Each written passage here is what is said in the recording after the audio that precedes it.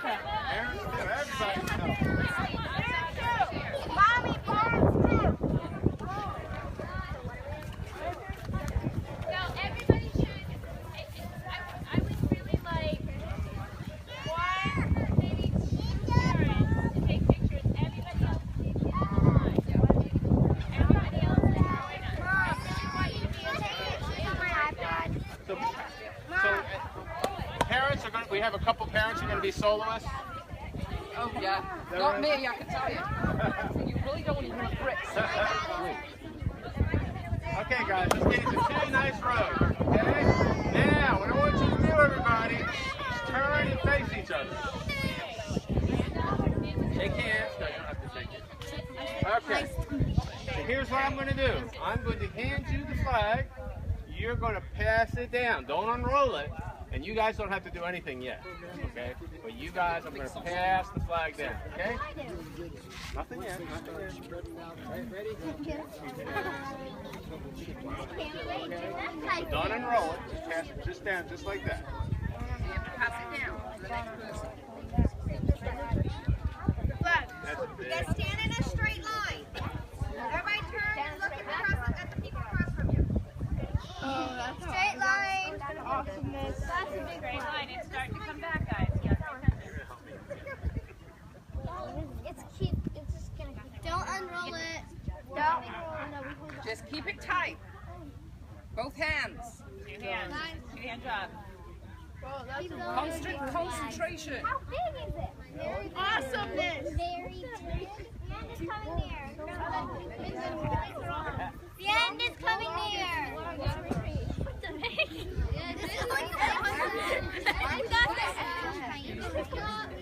Okay, now what I want you guys to do is to come and grab hold of this end here, and we're all going to back up and unroll it, but as we do that, we're going to sing the Star Spangled Banner, okay?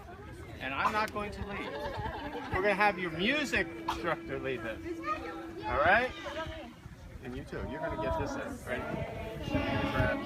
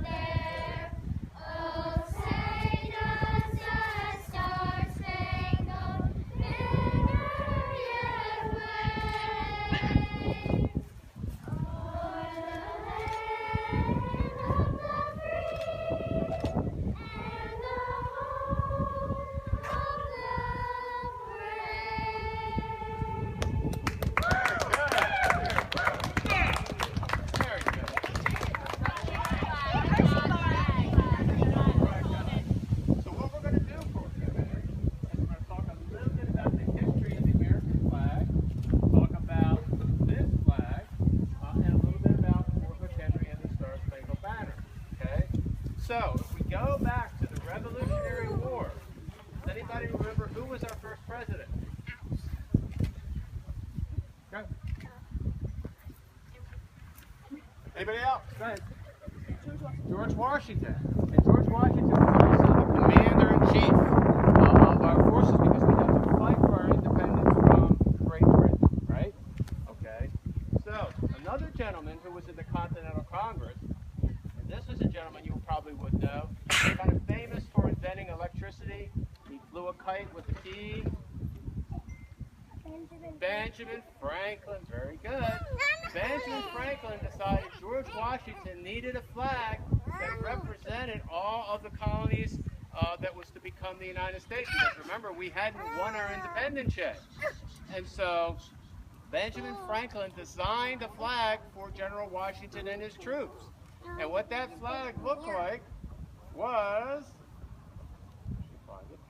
this. What that flag looked like was this flag.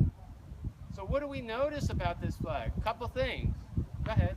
It has like a pattern on it. It has a pattern. Go ahead. Instead of the stars, it has the emblem of Great Britain. Of Great Britain. So it has the British flag up in the corner. And what else? What do we see? We see 13 stripes. We see 13 red and white stripes. And what do you think that represented? The 13 colonies, right.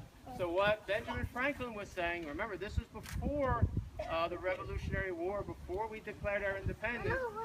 What Benjamin Franklin was saying was, we're united, all of the colonies are united against Great Britain, but there's still a chance for peace. You're still our mother country and there's still a chance for peace. So this was the flag he gave General Washington for his troops. Now, as all of us know from our history, that didn't work out. And so we actually fought a war against Great Britain. So after 2 years, the Continental Congress said, well, we probably shouldn't have the Union, the British flag in our flag anymore, right? So they came up with the first law that said what the flag would look like. And what they said was the American flag shall have 13 red and white stripes and 13 stars in a blue field, representing a new constellation. So their idea was this would represent the constellation of stars, would represent a new nation that would stand alongside of England and France and the other great nations of the world. So what did the first flag look like? Well, there was a variety of flags at the beginning. One of them looked like this, 13 stars in a circle. Now who's famous for the first flag? Anybody know her name? Betsy Ross.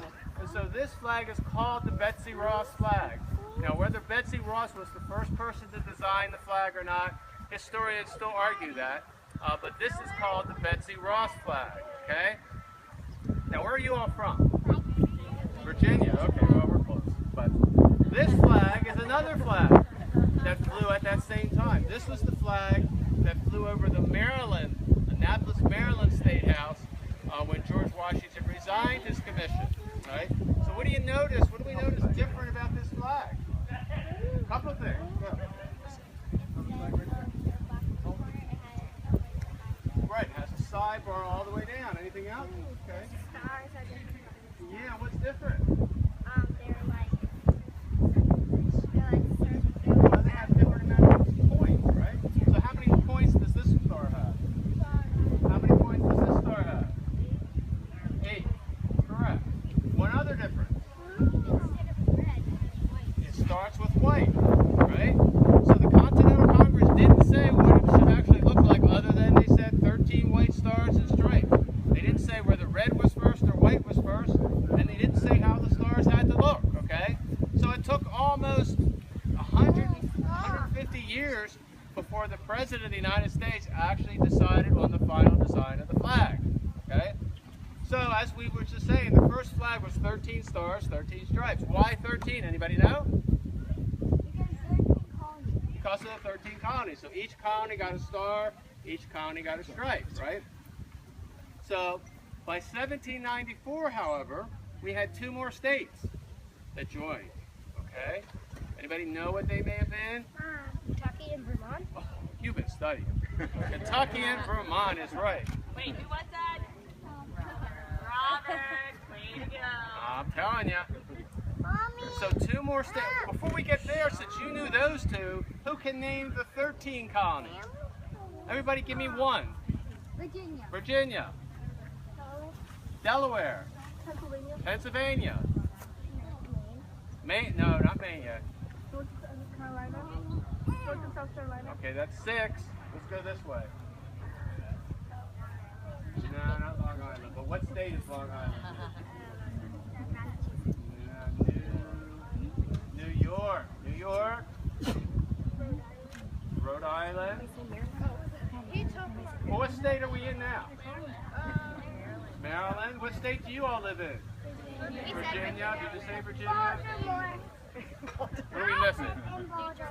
New Jersey, Pennsylvania. I think we got them all. And New Hampshire, yes, and Maryland. And Georgia. So those were the 13, and then we added Vermont and Kentucky. And so Vermont and Kentucky had senators that were in the Congress. And what do you think those senators were saying? We want our own. Absolutely. You'd be a good senator. Because they were saying, where's our star and where's our stripe, right? And so Congress sat down for a few weeks to try to decide what the new flag would look like, right? So some people said, well, let's just leave it alone. It was meant to be 13. We'll leave it as 13. Some other people said, well, let's do a new star and a new stripe for each state. But then those people said, well, if we have maybe 50 or 100 states, that's a lot of stripes. Right? How big would this flag be if we had 100 stripes? That'd be pretty big, right? Or you'd have to make them so small that you couldn't see what they were. So in 1794, Congress couldn't decide, right? They really couldn't decide. It was a hard issue. And so what they said we're going to do to take care, to make him happy, the senator from Vermont and Kentucky, we're going to put 2 stars and 2 stripes. And that's what they did. It wasn't until 1818, a few years later, that they then changed their mind and said, nah, that's going to be too many stripes. We're going to just add a star for every state. But for a while then, there were 15 stars and 15 stripes on the flag. So how many does this one have? 15 stars and how many stripes? 15 stripes. So this is one of the flags that was around from 1794 to 1818. Now, so if we jump to 1813, or the War of 1812, when the battle was fought in Baltimore in 1814, okay? So the British in 1813, we knew this is the Patapsco River. You guys probably know what the Potomac River and the Chesapeake Bay is, right? Yeah. So the British were blockading. They had a bunch of ships out in the Chesapeake Bay, right? And Baltimore knew in 1813, they were pretty sure that the British were going to attack Baltimore, right? They were pretty sure. Why? Because Baltimore had a lot of ships that were actually going out and attacking British ships. So Baltimore was pretty sure they were on the list, right? So in 1813, Baltimore decided we're going to build up the fort more. We're going to make sure all the cannons are in good shape. We're going to make sure the walls are in good shape. So they started doing that. So by the middle of summer in 1813, the commander of the fort, Major Armistead, said to the people of Baltimore, the fort's in good shape. We're ready to fight the British. The only thing, though, I need is a suitable flag that they could see at a distance, right? So he wanted a flag like the one that's flying that you can't see behind the trees, but you guys were up there. You saw that big flag. They wanted a flag that the British could see all the way out to the end of the river. And he thought it would be a patriotic symbol for his men. And so he went to a local flag maker in Baltimore named Mary Pickerskill. Remember that name? Okay, Mary Pickerskill, and had her had her make 2 flags. Okay, one was this flag, or a replica of this flag, and one was what we call the Great Garrison flag, which was about 3 times bigger than this flag. So pretty big, huh? Now, this is made of cotton. What she made her flags of was wool. Wool. Does anybody know what wool is? A lot heavier, right? A lot heavier. Okay? And so she made 2 flags. One was 17 by 25 foot, which was this one, and the larger one was 30 by 42 foot. She did it all by hand, okay? How many people, anybody sew around here? Any people sew? 1,000,000 stitches. 1,000,000 stitches. It took her 3 months, her and her daughter, who was 13 years old, and 2 of her nieces, who were 13 and 15 years old. It took them 6 weeks to 2 months to make that flag. A huge flag. So they delivered it in the summer of 1813 to Major Armistead in the fort. Okay? So, the next year in 1814, the British were really getting serious. I don't know if you've heard, but the British actually burned the Capitol and burned the White House. Did you guys know that? Yeah. So they actually came into Washington, burned the Capitol and the White House. And Baltimore, I mean, you came up this morning, Baltimore's not too far, is it? Not too far. And so the people on their houses in Baltimore, sitting on their roof, could see the flames of Washington, D.C. Wow. And they knew from people going up and down the coast that the British admiral was saying, Okay, Baltimore is next.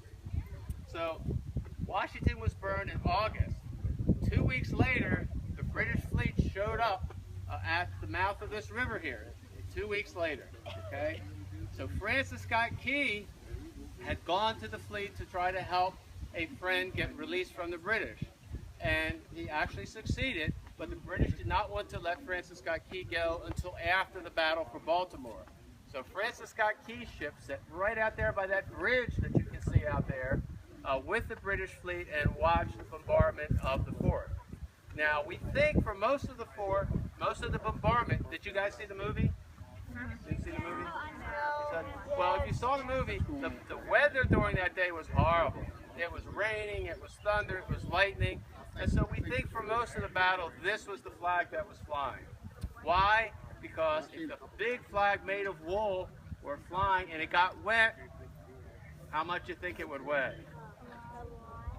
A lot. 400 or 500 pounds. And if you look at that flagpole when you guys were up there, what could it have done to the flagpole? Bent it or cracked it. So we think for most of the battle, this was the flag that was flying. And at the end of the battle, they put up the large garrison flag. The British were retreating because the fort had won. The commander of the fort lined his troops up on the rampart. You know, everybody know what a rampart is? The walls. And they watched the British retreat, and they had fife and drum, and they played some music. What do you think they may have played? Not the Star Spangled Banner, because you hadn't written it yet. What do you think? What's a very popular song? Yankee Doodle. Can you guys sing that? No, we won't sing Yankee Doodle. But that's the song that they played, Yankee Doodle. And so that is what the song that Francis Scott Key saw that, heard that, and wrote the Star Spangled Banner. Okay? Now, the interesting thing is when he wrote the Star Spangled Banner, if you saw there's a original, well, there's a copy of the original sheet of paper inside here. And the one thing you notice is he didn't title it.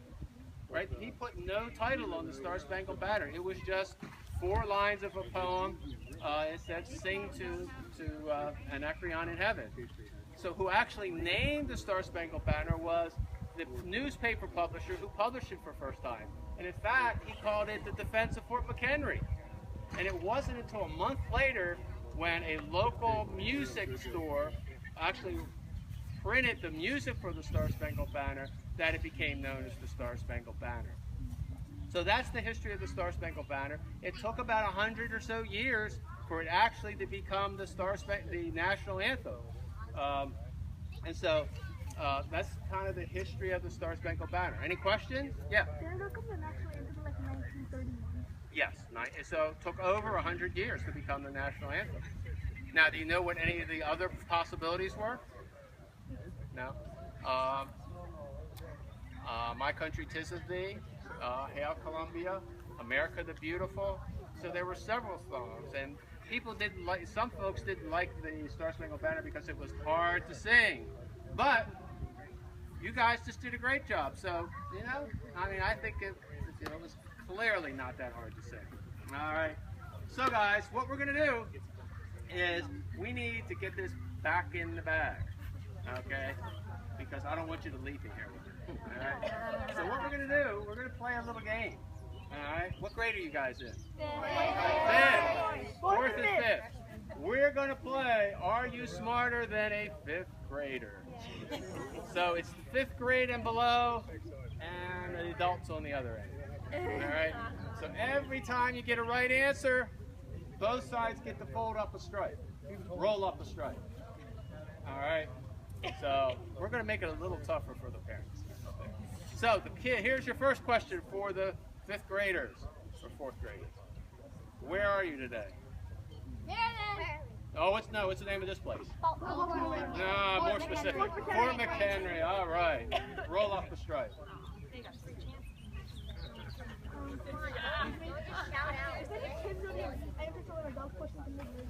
No. The adults have to. If the adults get it wrong, then the kids can answer. All right, all right. So, for the adults, who was the commander of the fort? Oh, they're not an adult? Armistead. All right. George Armistead. Very good. All right, let's see, kids. Okay. Who were we fighting in the war? The British. The British.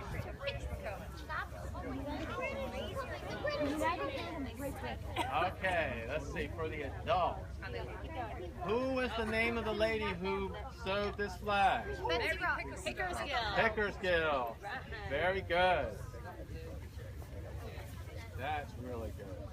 Okay, oh, I know you guys know this one. How many stars on this flag? 15. 15, all right. I don't know too hard. Okay, let's see, what else can we do? Name me the two states, the parents. Vermont and Kentucky. Oh, are you a parent? All right, go ahead. We'll give you that one.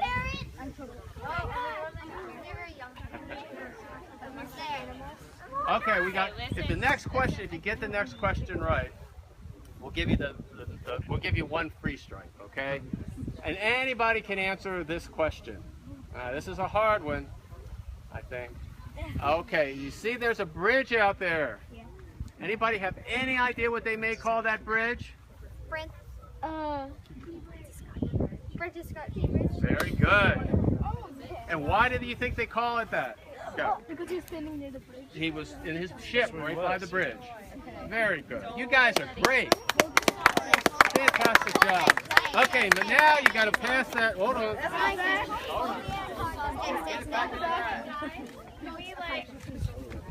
This is the hard part. All right, give it to me nice and slow. Nice and slow.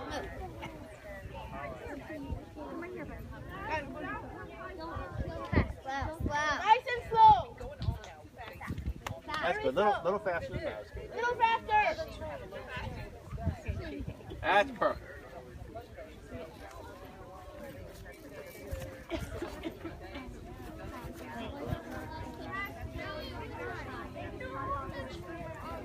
Alright, as we are packing up, parents, if you are taking a child on the bus, please come and check out with me. Everyone else, You got to put that in there? Perfect. Thank you very much.